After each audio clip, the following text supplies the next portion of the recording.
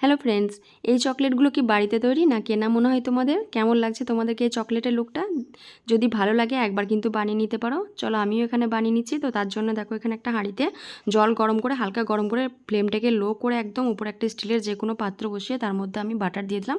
বাটারটা দিয়ে ভালো করে গলে গেলে এখানে 2 চামচের মতো কোকোয়া পাউডার দিয়ে ভালো করে গলিয়ে নিয়ে হাফ চামচের মতো মিল্ক পাউডার দিয়ে আরও কিছুক্ষণ নাড়াচাড়া করে নিয়ে এখানে 1 চামচের মতো গুঁড়ো চিনি দিয়ে দিলাম। চিনিটাকে কিন্তু ভালো করে আমাকে মেল্ট করে নিতে হবে। তো সব কিছু যখন ভালো করে আমাদের এটাকে গলিয়ে নেওয়া হয়ে গেছে, তারপরে কিন্তু আমি এটা একটা বোলের মধ্যে ঢেলে নিচ্ছি। আর এখানে একটা আমি চকলেটের মোল্ড নিয়েছি। তোমরা এটা যে কোনো শপে কিনতে পাবে। তো না থাকলে কিন্তু একটা ছোটো ছোটো স্টিলের বাটি বা বরফ রাখা যে খাপগুলো হয় তার মধ্যে কিন্তু এটা বসাতে পারো। তো এটাকে ভালো করে সেট করে আমি ফ্রিজে 2 থেকে 3 ঘন্টা কিন্তু রেখে দেবো। তারপর আমি বের করে তোমাদেরকে ফ্রিজ থেকে দেখাচ্ছি। দেখো কত সুন্দর কিন্তু সেট হয়ে গেছে।